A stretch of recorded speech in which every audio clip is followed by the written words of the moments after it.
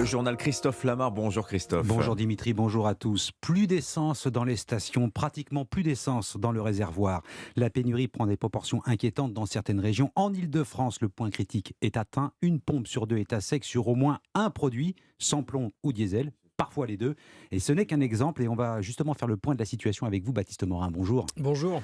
Combien de stations-service sont concernées par ces pénuries? Est-ce qu'il y a des régions plus touchées que d'autres? Alors au niveau national, on compte toujours un tiers des stations-service du pays en manque d'un ou de plusieurs carburants. On parle donc de plus de 3500 sites concernés. La situation s'est aggravée ces dernières heures dans deux régions. En Île-de-France, où une station sur deux est désormais touchée, et puis dans le centre Val-de-Loire, Orléans, Tours, Blois, Vendôme, là aussi, une station sur deux manque d'un ou de plusieurs carburants.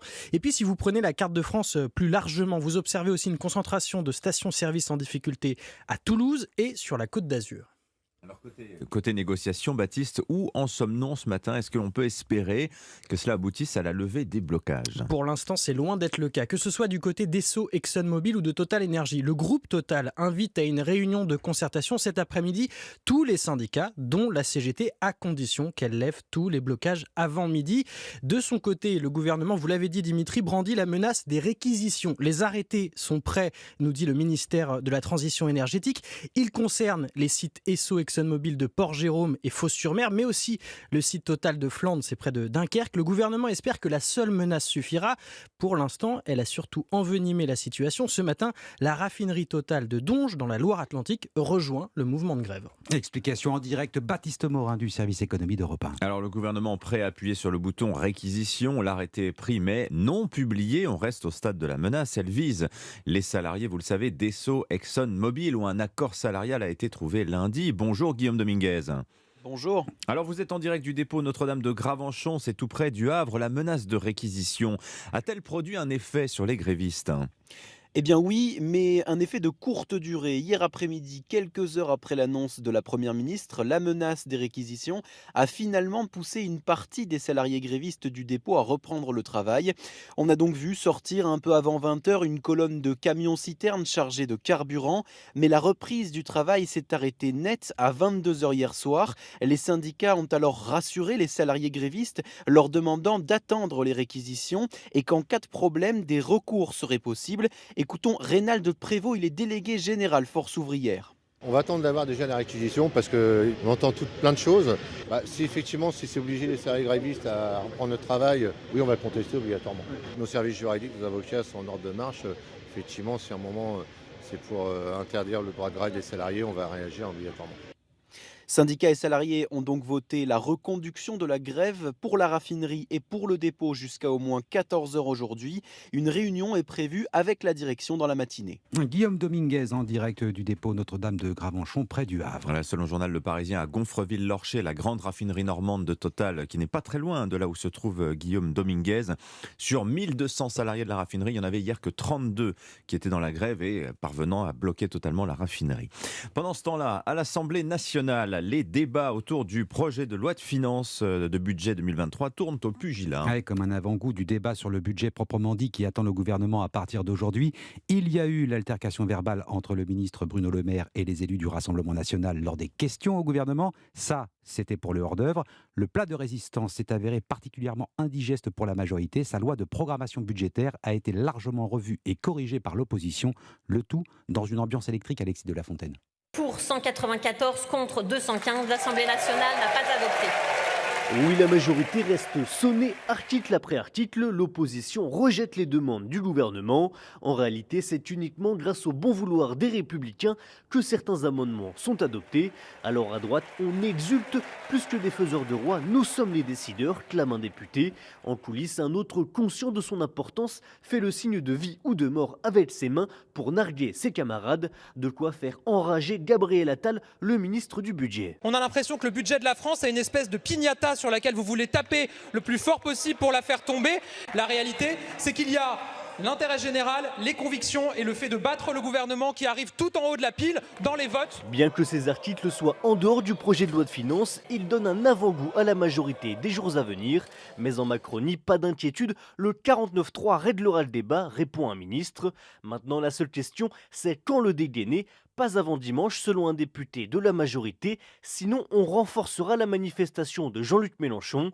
En attendant, les débats reprennent aujourd'hui à 15h. Alexis de la Fontaine du service politique d'Europe 1, maigre consolation pour la majorité. L'Assemblée adopte la réforme de l'assurance chômage avec le concours des voix des Républicains. Le texte permettra au gouvernement de moduler les paramètres ouvrant droit aux indemnités en fonction de la situation économique. À 7h06 sur Europe 1, la guerre en Ukraine. Faut-il y voir une timide avancée diplomatique? Vladimir Poutine se dit prêt à rencontrer Joe Biden. Ouais, c'est son ministre des Affaires étrangères, Sergueï Lavrov, qui le dit. Le chef du Kremlin pourrait accepter de discuter avec son homologue américain. La rencontre pourrait se faire dès novembre, en marge du G20. Encore faut-il s'entendre sur l'objet de la discussion, lui répond Joe Biden.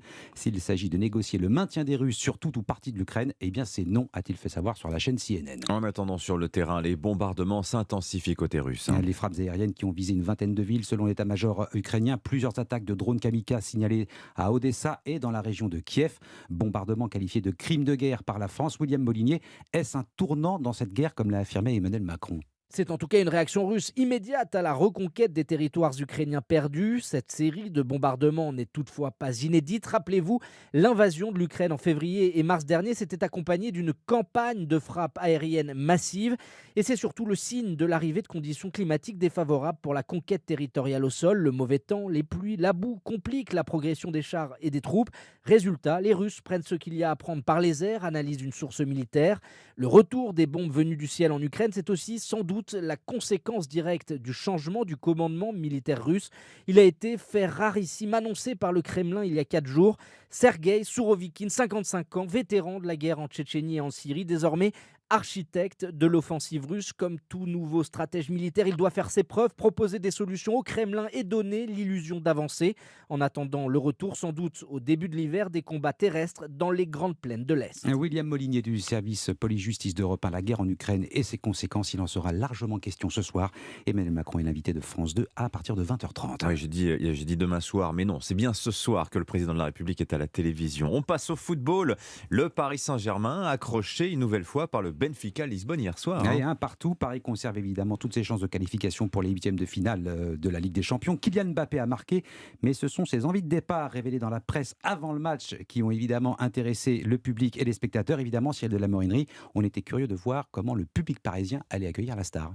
Oui, Kylian Mbappé n'a rien laissé transparaître sur le terrain. D'ailleurs, la star n'a pas hésité à s'emparer du ballon pour tirer lui-même le pénalty. Neymar a été spectateur. L'attaquant de 23 ans, nullement déstabilisé par les informations dévoilées quelques heures plus tôt sur ses états d'âme au PSG, a fait trembler les filets.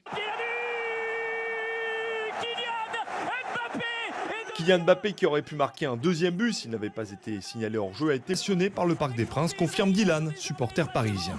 Je m'attendais à ce qu'il soit beaucoup plus sifflé.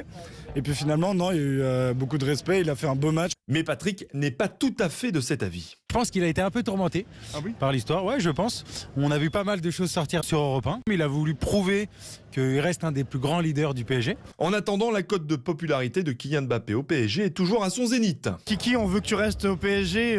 T'as plein de titres à gagner avec nous. Allez Kiki! Les fans parisiens espèrent que Kylian Mbappé, victime d'une petite torsion à la cheville, sera à 100% dimanche prochain. La star sera de nouveau scrutée de très près lors du classique PSG-OM. Cyril de la Morinerie du service des sports d'Europe 1. Tiens, Marseille tentera de se relancer dans la course à la qualification ce soir face au Sporting Portugal. C'est le jour de la Ligue des Champions. Merci Christophe Lamar.